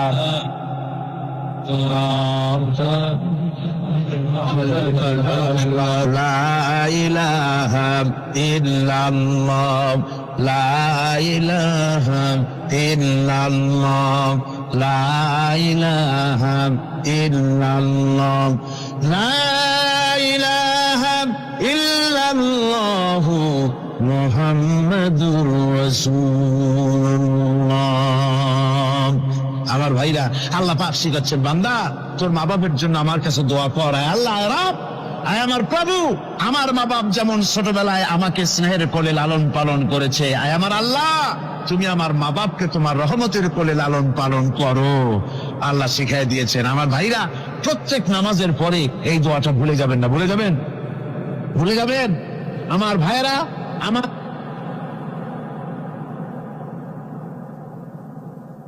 وَوَصَّيْنَا الْإِنسَانَ بِوَالِدَيْهِ إِحْسَانًا حَمَلَتْهُ أُمُّهُ كُرْهًا وَوَضَعَتْهُ كُرْهًا। আল্লাহ পাক বলেন, আমি পৃথিবীর সমস্ত মানব মণ্ডলীকে উপদেশ দিয়েছি, মা বাপকে সম্মান করো, শ্রদ্ধা করো, তাদের উপকার করো। তার কারণ হলো, তোমার মা তোমাকে গর্ভে ধারণ করেছে অত্যন্ত কষ্টের সাথে। আল্লাহ বলতেছেন, মা তোমাকে গর্ভ ধারণ করেছে অত্যন্ত কষ্টের সাথে, এরপরে তোমাকে ডেলিভারি করেছেন অত্যন্ত কষ্টের সাথে, তোমাকে ডেলিভারি করেছেন। গভীর রাত্রে মানুষ সব ঘুমায় যায়, গর্ভবতী মা ঘুমাতে পারে না। সন্তান পেটের ভিতরে হাঁটু দিয়া গুতা মেরেছে, পা দিয়া লাথি মেরেছে। মা চরম শীতের রাত্রে, প্রচন্ড শীতের রাতে গায়ের লেপটা সরাই দিয়া মা একবার দাঁড়ায়, আর একবার বসে, একবার দেওয়ালের সাথে হেলান দিয়া দাঁড়ায়, কষ্ট করে রাতটায় কাটায় দেয়। আবার সারাদিন সংসারের জন্য কাজ করেছেন, রান্না বান্না করেছেন মা, সকলকে খাওয়াইয়া মা শেষের দিকে খেতে গেছেন। যখন নিজে খেতে গেলেন, আবার ক্ষুধা নিয়ে খেতে বসেছেন। পেটের ভিতরে সন্তান লাথি মেরেছে, পেটের মধ্যে ঘুষা মেরেছে, হাঁটু দিয়া গুতা মেরেছে। ভরা পেটে, পেটের ভিতরে সন্তান গুতা মারলো হাঁটু দিয়া, মাথা দিয়া। মা ক্ষুধা রয়েছে, পেটে খেতে পারলেন না, বেদনা শুরু হয়েছে। খাবারের থালাটা ঠেলে দিয়ে মা দাঁড়ালেন, বসলেন, চোখের পানি ফেললেন। এভাবে করে মা একটা দুইটা দিন নয়, 10টি মাস পর্যন্ত সন্তানটাকে পেটের মধ্যে নিয়ে, একটা জীবিত মানুষ আর একটা জীবিত সন্তান পেটের মধ্যে নিয়ে নড়াচড়া করছেন, চলাফেরা করছেন। কিতাবের মধ্যে এসেছেন, রাতের বেলায় মা যে ঘুমাতে পারেন না, সন্তানের নড়াচড়ার কারণে। রাতভর ইবাদত করলে যত সওয়াব পাওয়া যেত, আল্লাহ ওই সওয়াব মায়ের আমলনামায় লিখে দেন। সন্তান বেঁচে থাকার কারণে খেতে পারে না, পেট ভরে, ক্ষুধায় কষ্ট পায় মা। এই জন্যে 10 মাস ধরে রোজা রাখলে যে সওয়াব হতো, আল্লাহ রাব্বুল আলামিন মায়ের আমলনামায় রোজার সওয়াব লিখে দেন। 10 মাস পরে গেল, সন্তান ডেলিভারির সময় চলে এলো, মায়ের মন বিমর্ষ, সন্তান ডেলিভারি হবে, না জানি মরে যাই নাকি, না জানি অপারেশন লাগে নাকি, কি অবস্থা হবে। মা খেতে পারে না, মুখটা শুকায়া যায়। ডেলিভারির সময় যখন আসে, নবমের কাছ থেকে বিদায় নিয়ে যায়, স্বামীকে একান্তে গোপনে ডেকে নিয়ে বলে, প্রাণের স্বামী, দীর্ঘদিন একসঙ্গে ঘর কন্যা করেছি, অপরাধ হয়ে যেতে পারে, আমারে মাফ করে দিও। আমার মনে হয় এবার আমি আর বাঁচবো না। সংসার থাকলো, চাবি থাকলো, সব বুঝে নাও, আমারে মাফ করে দিও। মা চলে গেল সতিকা গৃহে, ক্লিনিকে চলে গেল, অপারেশন থিয়েটারে চলে গেল, অথবা ডেলিভারির জায়গায় চলে গেল। ডেলিভারি পেইন শুরু হয়ে গেল, বেদনা শুরু হয়ে গেল। এক একটা বেদনা যেন মায়ের এক একটা মৃত্যু যন্ত্রণা শুরু হয়ে যায়। এমন যন্ত্রণা, প্রসব বেদনা দুনিয়ার ভুক্তভোগী মা ছাড়া আর কেউ জানে না। এই চরম বেদনার ভেতর দিয়ে, চরম কষ্টের ভিতরে মা যখন একটা বাচ্চা প্রসব করলো, জেহাদের ময়দানের মতো মা রক্তাক্ত হয়ে গেলেন, সন্তান দুনিয়ায় এলো। মা তখন অস্থির থাকেন, এত বড় বিরাট কষ্টের ভিতরে। আল্লাহ রাব্বুল আলামিন বলেন, সন্তান যখন ডেলিভারি হয়ে গেল, মায়ের মনের ভিতরে আমি তখন এই ফিলিংস, এই টেন্ডেন্সি জাগ্রত করে দিই, দেখ কি হয়েছে। মা তখন দেখতে চায় কি হয়েছে। মায়ের সামনে যখন এত কষ্টের, হৃদয় বিংড়ানো, কলিজার 32টি নাড়ি ছেঁড়া যন্ত্রণার সন্তান যখন মায়ের চোখের সামনে আসে, আল্লাহ পাক বলেন, মা যখন তার ছেলের মুখের দিকে তাকায়, মেয়ের মুখের দিকে তাকায়, আল্লাহ বলেন 10 মাসের পেটে ধরা কষ্ট আর ডেলিভারির সব কষ্ট মায়ের মন থেকে মুছে ফেলে দেই। আল্লাহ রাব্বুল আলামিন বলেন, খবরদার দুনিয়ার মানুষ, এমন মায়ের সাথে নাফরমানি করবি না, এ মায়ের সাথে নাফরমানি করবি না।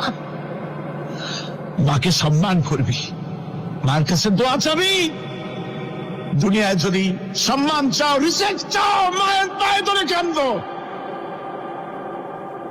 মায়ের জাতি অনেক সম্মান তার। রাসূল করিম সাল্লাল্লাহু আলাইহি ওয়াসাল্লামকে প্রশ্ন করা হয়েছে, হুজুর খেদমত করবো কার? হুজুর কয় মায়ের।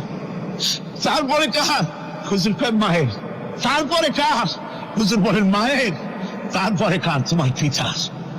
3 গুণ। তোর ভাইয়ের মর্যাদা 3 গুণ বেশি, তোর বাবার চাইতে মর্যাদা বেশি। সুবহানাল্লাহ পড়ে। আর আজকে ইসলামের ছাত্ররা তারা বলে যে ইসলাম নারীর অধিকার আদায় করে নাই। নারীর অধিকার ইসলাম দেয় নাই তো কে দিয়েছে? আমার বন্ধুগণ, বিশ্বনবী জনাবে মুহাম্মদ রাসূলুল্লাহ সাল্লাল্লাহু আলাইহি ওয়াসাল্লাম মসজিদে নববীর ভিতরে বসে আছেন। এক বৃদ্ধা মহিলা মসজিদের মধ্যে প্রবেশ করলেন। হুজুর বৃদ্ধাকে দেখে দাঁড়ায় গেলেন, বিশ্বনবী বুড়ি মেয়ে লোককে দেখে দাঁড়ায় গেলেন। আল্লাহর নবী বুড়িকে দেখে দাঁড়ালেন। বুড়ি যখন কাছে এলেন, আল্লাহর নবী নিজের গায়ের চাদর বুড়ির জন্য বিছায়া দিলেন। বুড়ি বসলেন। এরপরে কথাবার্তা সারার পর বুড়ি যখন বিদায় হবেন, হুজুর আবার দাঁড়ালেন। বুড়ি মহিলা চলে গেলেন। সাহাবায়ে কেরাম বলেন, ইয়া রাসূলুল্লাহ, কিছুই বুঝলাম না, একজন বৃদ্ধা মহিলার জন্য বিশ্বনবী দাঁড়ান আর গায়ের চাদর বিছান, আমরা বড় আশ্চর্য হয়ে গেলাম। নবীজি বলেন, ও আমার সাহাবীরা, তোমরা জানো না, এই মহিলাকে চিনতে পারো নাই। আমি আমার মায়ের দুধ আমার জীবনে কিসমতে তেমন হয় নাই। আমি আমার মায়ের দুধ তেমন কিসমতে পাই নাই।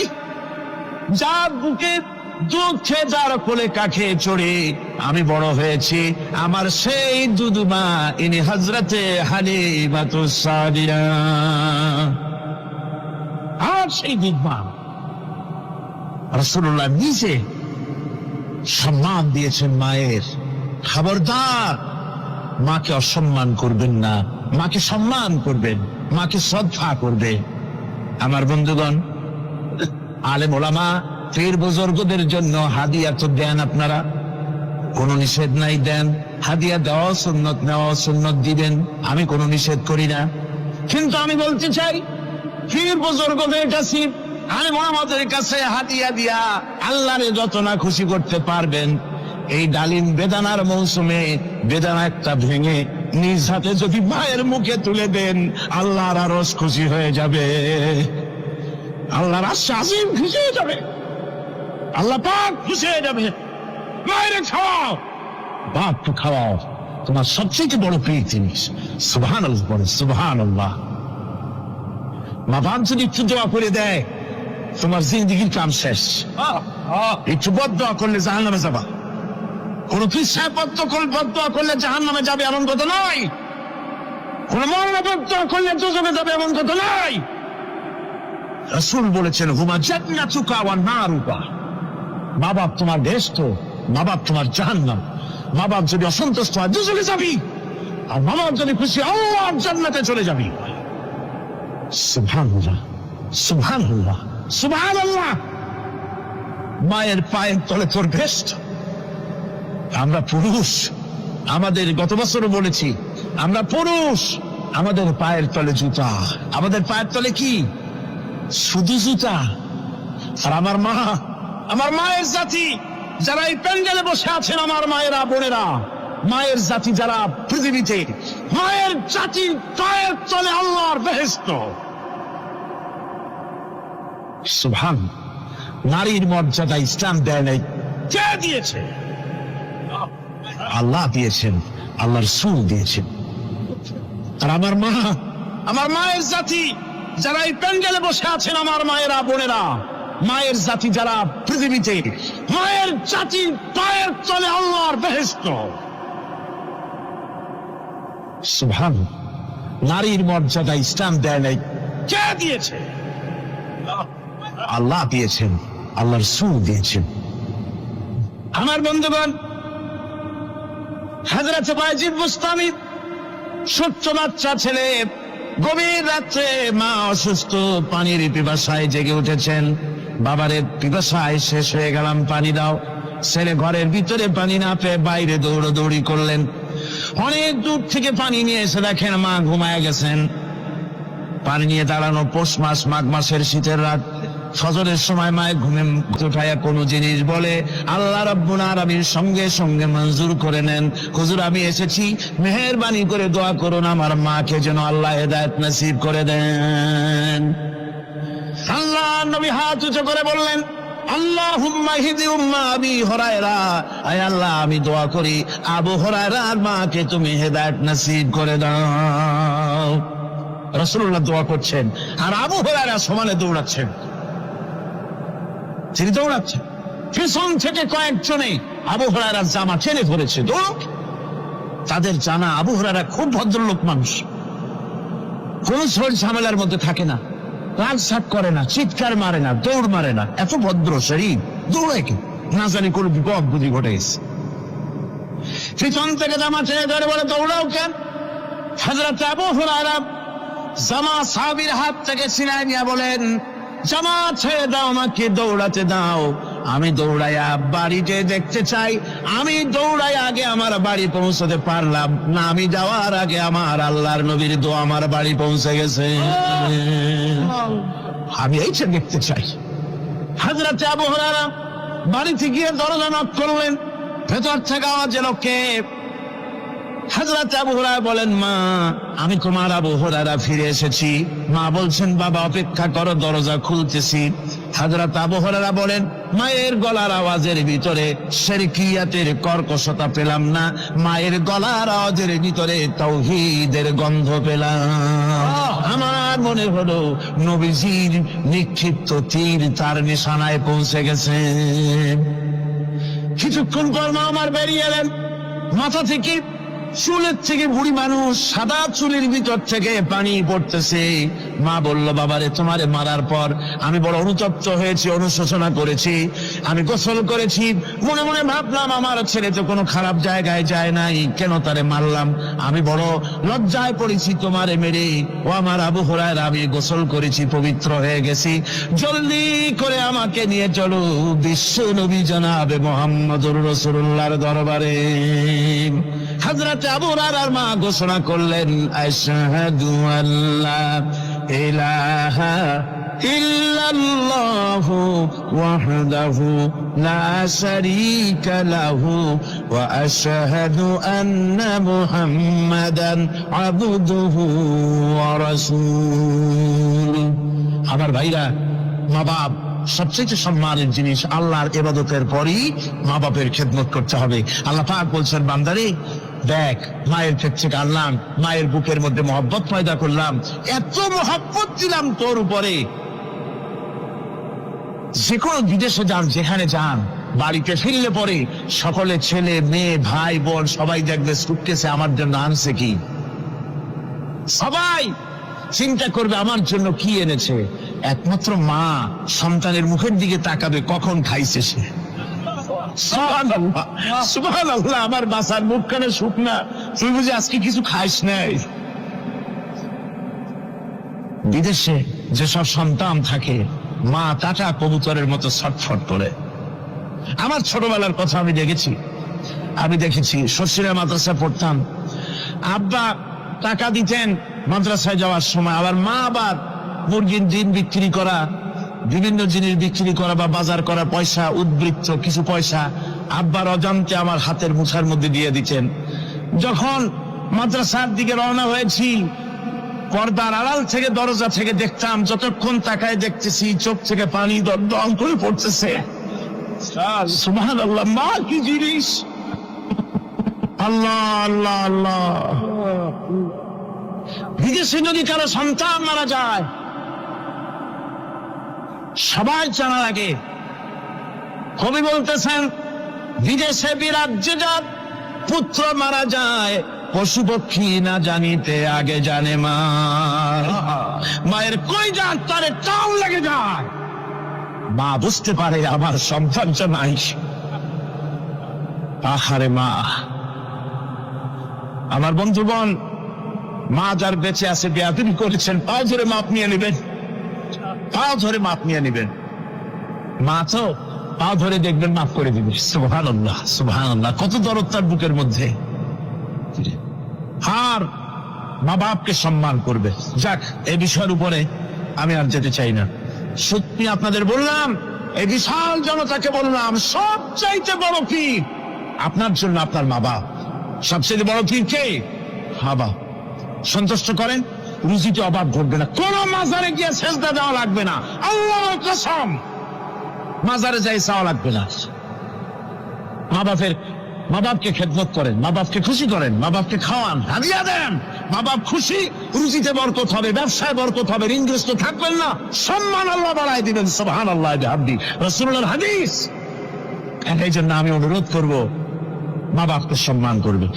পাশে বুঝতে পেরেছি মুহাম্মদ সাল্লাল্লাহু আলাইহি ওয়াসাল্লাম আল্লাহর রহমত, করুণার নবী, দয়ার নবী। তার কাছে যদি আমি যেতে পারি, তাহলে তিনি আমার সম্পর্কে, যদি তার সামনে যেতে পারি, তাহলে তার কঠোর মনোভাব আমার প্রতি নরম হয়ে যাবে। এই মনে করে সাহাবায়ে কেরামদের চোখ এড়ায়া তিনি হুজুরের সামনে গিয়ে হাজির হয়ে গেলেন। হুজুর তাকে দেখি বললেন, তোমার নাম নাওয়াসি? তিনি বললেন, হ্যাঁ, আমার নাম ওয়াসি। হুজুর বললেন, তুমি আমার চাচাকে শহীদ করেছো? ওয়াসি বললেন, জাহালাতের কারণে তা করেছি। হুজুর বললেন, কেমনে শহীদ করেছো আমার চাচাকে, আমার একটু শোনাও। ওয়াসি বলতে লাগলেন, আমি বল্লম দিয়ে হযরতে হামজার শরীরকে এফোড় ওপড় করে দিয়েছি, তারপরে তার বুককে খঞ্জর দিয়ে ফেরে বুকের ভিতর থেকে কলিজাটা বের করে নিয়ে আমি হাতে দিয়ে দিয়েছি হেন্দাই কলেজা চিবিয়ে চিবিয়ে খেস। রাসূল পাক সাল্লাল্লাহু আলাইহি ওয়াসাল্লাম, হাদিস শরীফে এসেছে, ওয়াসির বর্ণনা যখন তিনি শুনতেছিলেন, রাসূলের চোখ থেকে তখন পানি পড়ে দাড়ি মোবারক ভিজে ভিজে পড়তেছিল। ঘটনা শোনার পর রাসূলুল্লাহ বললেন, ওয়াসি তুমি কি চাও? ওয়াসি বললেন, আমি ইসলাম কবুল করতে চাই। হুজুর তাকে মুসলমান বানালেন। বললেন, তুমি মুসলমান হলে কিন্তু সব সময় তুমি আমার সামনে আসবে না, তার কারণ তোমাকে দেখলে পরে আমার মনের ভিতরে আমার চাচার কথা মনে উঠে যাবে। আমি আমার আব্বাকে পাই নাই, আব্বার স্নেহ যত্ন আমার কিসমতে তেমন হয় নাই। আমার চাচা হামজা আমাকে পিতার মতো করে আমাকে স্নেহ করেছে, তোমাকে দেখলে পরে তার কথা মনে পড়বে, সুতরাং তুমি সবসময় আমার সামনে আসবে না।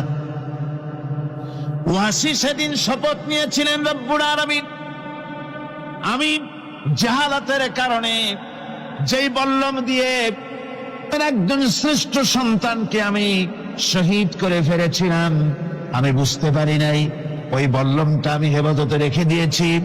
তুমি আমার এই দোয়া মঞ্জুর করো, আমি যেন এই বল্লম দিয়ে এই পৃথিবীর নিকৃষ্ট ইসলামের কোন দুশ্মনকে যেন আমি শেষ করে দিতে পারি। আল্লাহ পাক দোয়া তার মঞ্জুর করে নিলেন। মুসাইলামা কাযযাবের বিরুদ্ধে হযরত আবু বকর সিদ্দিক রাদিয়াল্লাহু তাআলা আনহু যে বাহিনী পাঠালেন, হযরত ওয়াসি সেই বাহিনীর মধ্যে ছিলেন। আর তিনি সেই বল্লমটা দিয়ে, যে বল্লম দিয়ে তিনি হযরত হামজাকে শহীদ করেছিলেন, সেই বল্লমটা দিয়েই ইসলামের নিকৃষ্ট শত্রু মুসাইলামা কাযযাবকে দুনিয়া থেকে তিনি বিদায় করে দিলেন। রাসূলের যুগে একজন নবুয়তের দাবি করলো, তার নাম হচ্ছে মুসাইলামা কাযযাব। সে দাবি করলো, সে মনে করলো যে নবুয়ত হচ্ছে একটা ব্যবসা। মুহাম্মদ সাল্লাল্লাহু আলাইহি ওয়াসাল্লামের কিছু ছিল না, নবুয়তের দাবি করলো, গনিমতের মাল আসলো, টাকা পয়সা আসলো, তারপর রাজত্ব হয়ে গেল, এরকম তো কম কথা না। তা আমিও যদি নবুয়তের দাবি করি তাহলে এরকমের একটা ব্যবসা আমিও করতে পারবো। এই চিন্তা ভাবনা করে নবুয়তের দাবি করে বসলো। নবুয়তের দাবি করে সে প্রচার করে বেড়াতে লাগলো, আমি নবী। তারপর তার উম্মতেরা বলল যে আচ্ছা আপনি তো নবী বুঝলাম, তা মুহাম্মদ সাল্লাল্লাহু আলাইহি ওয়াসাল্লামের উপরে ওহী নাজিল হয়, আপনি তো কোনো নতুন ওহী আমাদের দিতে পারলেন না, কোন সূরাও এ পর্যন্ত আসলো না। মুসাইলামা কাযযাব বলল, দেখো কেবল না নবী হলাম, একটু সময় দাও ওহী আসা। কিছুদিন পর বলল যে সূরাটা এসে গেছে। বলে কি? সে সূরা কাউসারের একটা প্যারোডি তৈরি করলো। বলল আমার উপরে একটা নতুন সূরা আসছে, সূরাটি হচ্ছে ইন্না আতাইনাকাল আকাক ফাসাল্লি লিরাব্বিকা ওয়াযাক ইন্না শানিয়াকা হুয়াল আবলাক। এর অর্থ হচ্ছে আমি তোমাকে আকাক পক্ষী দান করেছি। আর আকাক পক্ষী বলা হয় হুতুম পেঁচাকে। ও যে কায়দার নবী, পাখিটাও পাইছে সেই কায়দারই। তারপরে ফাসাল্লি লিরাব্বিকা ওয়াযাক, সুতরাং তোমার প্রভুর উদ্দেশ্যে নামাজ পড়ো আর জোরে সোরে চিৎকার করো। মনে রেখো তোমার দুশ্মন হবে শ্বেত এবং কৃষ্ণ বর্ণে। এর না আছে কোনো গোড়া, না আছে এর মাথা, না আছে এর কোনো অর্থ, না আছে কিছু। এই জাতীয় সূরা দেখিয়া উম্মতেরা বলল কি যে আশ্চর্য কথা, মুহাম্মদ সাল্লাল্লাহু আলাইহি ওয়াসাল্লামের উপরে যে সূরা নাজিল হয়েছে তা পড়তে কত সুন্দর, কত ভাব গম্ভীর। আরে কি একটা সূরা নাজিল হলো, তারা নিজেরা বলা তোয়া করলো। আর একবার ধরলো মুসাইলামাকে, তারা বলল মুহাম্মদ সাল্লাল্লাহু আলাইহি ওয়াসাল্লাম তাকে তার উম্মতেরা তাদের বাগানে নিয়ে যায়। নিলে পরে যে বাগান থেকে তিনি যান, গাছে খরমা না থাকলে খরমা হয়ে যায়। কোন পানি শূন্য কুয়ার কাছ থেকে গেলে তার বরকতে কুয়ায় পানি চলে আসে। তো আপনি এরকমের কিছু আমাদের দেখান। বললো আমাকেও তোমরা এভাবে নিয়ে যাও। তখন তাকে নিয়ে যাওয়া হলো। দেখলো উম্মতেরা যে এমনই পোড়া কপালে এক নবী তাদের ভাগে পড়ছে, যে বাগান দিয়ে যায়, গাছে খরমা থাকলে খরমা পড়িয়ে যায়, নষ্ট হয়ে যায়। আর কোন পানিওয়ালা কুয়ার কাছ থেকে হাঁটলে সে কুয়া থেকে পানিও শেষ হয়ে যায়। এরপরে তার সাহস বাড়লো। মুসাইলামা কাযযাব রাসূল পাক সাল্লাল্লাহু আলাইহি ওয়াসাল্লামের কাছে এক চিঠি লিখলো। সে চিঠির ভাষা ছিল মিন মুসাইলামাত রাসূলিল্লাহ ইলা মুহাম্মাদুর রাসূলুল্লাহ সালামুন আলাইকুম আম্মা বাদ ফাইন্নী আশরাকতু ফিল আমর ওয়া ইন্না লানা নিসফাল আরদ ওয়া লিকুরাইশিন নিসফাল আরদ ওয়ালাকিন্না কুরাইশান কওমান ইয়াতাদুন। সে চিঠি লিখলো যে মুসাইলামা আল্লাহ রসুলের পক্ষ থেকে, নাউজুবিল্লাহ, মুহাম্মদ সাল্লাল্লাহু আলাইহি সাল্লামের কাছে এই চিঠি পাঠানো হচ্ছে। ফাইন্নী কাদ আশরাকতু ফিল আমরি মাক, আমি হচ্ছি আপনার নবুয়তের একজন অংশীদার। এই হিসাবে পৃথিবীর অর্ধেক হচ্ছে আমার আর অর্ধেক হচ্ছে কোরাইশদের, কিন্তু কোরাইশরা বিষয়টা বুঝতে না পেরে আমার সাথে বাড়াবাড়ি করতেছে। হুজুর সাল্লাল্লাহু আলাইহি ওয়াসাল্লাম এই চিঠির জবাব দিলেন।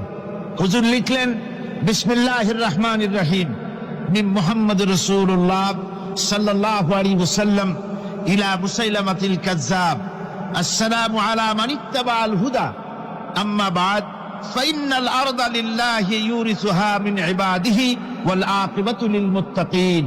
রাসূল পাক সাল্লাল্লাহু আলাইহি ওয়াসাল্লাম লিখলেন, এই চিঠি যাচ্ছে মুহাম্মদ সাল্লাল্লাহু আলাইহি ওয়াসাল্লামের কাছ থেকে মুসাইলামায়ে কাজ্জাবের কাছে। শুনে রাখো, শান্তি বর্ষিত হোক তার প্রতি যিনি হেদায়েত প্রাপ্ত। এই পৃথিবীর উত্তরাধিকারী হচ্ছে কেবলমাত্র আল্লাহ পাকের সেই সব বান্দারা যারা নাকি আল্লাহর গোলাম, আল্লাহর একান্ত আল্লাহর আইন এবং কানুনকে মেনে যারা চলে, আর পরকাল হচ্ছে সেই সমস্ত লোকেদের জন্যই। মুসাইলামায়ে কাজ্জাবের মুয়াজ্জিন যারা, তারাও জানতো, তারাও জানতো যে লোকটা মিথ্যেবাদী। তো কিছু মাল পানি পাওয়া যায়, টাকা পয়সা পাওয়া যায়, সাথে থাকলে কিছু খাওয়াটাও যায়, এই জন্য তার সাথে থাকতো। রাসূলুল্লাহর মুয়াজ্জিন আযান দিতেন, আশহাদু আন্না মুহাম্মাদার রাসূলুল্লাহ, আমি সাক্ষ্য দিচ্ছি মুহাম্মদ সাল্লাল্লাহু আলাইহি ওয়াসাল্লাম আল্লাহর রাসূল। আর মুসাইলামার মুয়াজ্জিন যে ছিল, সে আযান দিত, আশহাদু আন্না মুসাইলামাতা ইয়াজামু আন্নাহু রাসূলুল্লাহ। ও বলতো, আযান দিত এই কথা বলে যে আমি সাক্ষ্য দিচ্ছি মুসাইলামা মনে করে যে সে আল্লাহর রাসূল। আমার ভাইরা, এরপরে মুসাইলামায়ে কাজ্জাবের বিরুদ্ধে হযরত আবু বকর সিদ্দিক রাদিয়াল্লাহু তাআলা আনহু 40,000 লোকের একটা বিশাল বাহিনী, সাহাবায়ে কেরামদের এক বিশাল বাহিনী পাঠিয়ে দিলেন মুসাইলামায়ে কাজ্জাবের বিরুদ্ধে লড়াই করার জন্য। এর সিবাসারার ছিলেন হযরত খালিদ বিন ওয়ালিদ।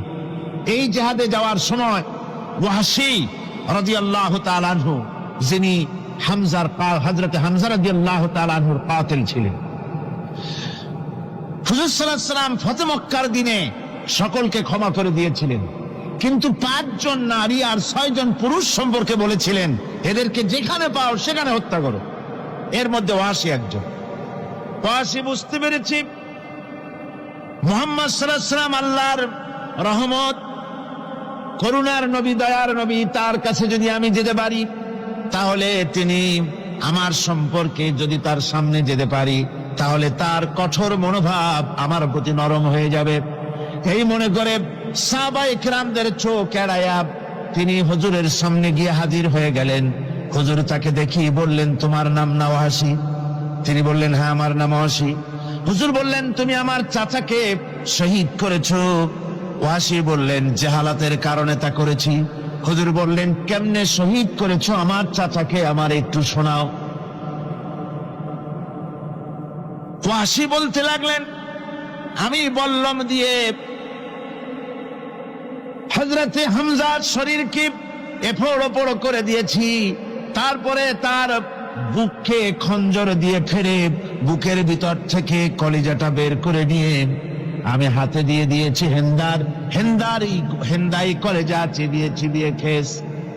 রাসূল পাক সাল্লাল্লাহু আলাইহি ওয়াসাল্লাম, হাদিস শরীফে এসেছে, ওয়াহশীর বর্ণনা যখন তিনি শুনতেছিলেন, রাসূলের চোখ থেকে তখন পানি পড়ে দাড়ি মোবারক ভিজে ভিজে পড়তেছিল। ঘটনা শোনার পর রাসূলুল্লাহ বললেন, ওয়াহশী তুমি কি চাও? ওয়াহশী বললেন, আমি ইসলাম কবুল করতে চাই। হুজুর তাকে মুসলমান বানালেন। বললেন, তুমি মুসলমান হলে কিন্তু সব সময় তুমি আমার সামনে আসবে না, তার কারণ তোমাকে দেখলে পরে আমার মনের ভিতরে আমার চাচার কথা মনে উঠে যাবে। আমি আমার আব্বাকে পাই নাই, আব্বার স্নেহ যত্ন আমার কিসমতে তেমন হয় নাই। আমার চাচা হামজা আমাকে পিতাগত করে আমাকে স্নেহ করেছে, তোমাকে দেখলে পরে তার কথা মনে পড়বে, সুতরাং তুমি সবসময় আমার সামনে আসবে না। ওয়াহশী সেদিন শপথ নিয়েছিলেন, রব্বুল আলামিন আমি জাহালাতের কারণে যেই বল্লম দিয়ে একজন শ্রেষ্ঠ সন্তানকে আমি শহীদ করে ফেলেছিলাম, আমি বুঝতে পারি নাই ওই বল্লমটা আমি হেফাজতে রেখে দিয়েছি। তুমি আমার এই দোয়া মঞ্জুর করো, আমি যেন এই বল্লম দিয়ে এই পৃথিবীর নিকৃষ্ট ইসলামের কোন দুশ্মনকে যেন আমি শেষ করে দিতে পারি। আল্লাহ পাক দোয়া তার মঞ্জুর করে নিলেন। মুসাইলামা কাযযাবের বিরুদ্ধে হযরত আবু বকর সিদ্দিক রাদিয়াল্লাহু তাআলা আনহু যে বাহিনী পাঠালেন, হযরত ওয়াসি সেই বাহিনীর মধ্যে ছিলেন। আর তিনি সেই বল্লমটা দিয়া, যে বল্লম দিয়ে তিনি হযরত হামজাকে শহীদ করেছিলেন, সেই বল্লমটা দিয়েই ইসলামের নিকৃষ্ট শত্রু মুসাইলামা কাযযাবকে দুনিয়া থেকে তিনি বিদায় করে দিলেন। আমার ভাইরা, রাসূলুল্লাহ সাল্লাল্লাহু আলাইহি সাল্লামের ইন্তেকালের পর এ পর্যন্ত নবুয়তের যারা দাবি করেছে, এক হিসাবে জানা গেছে 28 জন দাবি করা হয়ে গেছে। রাসূল বলেছেন আমার পরে 30 জন মিথ্যেবাদী নবুয়তের দাবি করবে। কতজন করবে? 28 জন হয়ে গেছে, বাকি আছে কত? এর মধ্যে গোলাম আহমদ একজন। গোলাম আহমদ দাবি করল যে আমি নবী। তার অনেকগুলি বই কিতাব সে লিখলো। বইয়ের মধ্যে এক জায়গায় সে লিখেছে, তার বইয়ে এক জায়গায় লিখেছে যে আমি স্বপ্নে দেখলাম আল্লাহ আমার সামনে উপস্থিত। আল্লাহ আমার সামনে এসেছেন পুরুষের আকৃতিতে, আর আমি তখন স্বপ্নের ভিতরে আমি নিজেকে একজন নারীর মতোই মনে করলাম। স্বপ্নের ভেতরেই আল্লাহ পাক পুরুষ হিসাবে আমাকে ব্যবহার করলেন। আমি স্বপ্নের মধ্যেই গর্ভবতী হলাম এবং স্বপ্নের ভিতরে আমি গোলাম আহমদ মসিহে রূপান্তরিত হয়ে গেলাম। নাউযুবিল্লাহ।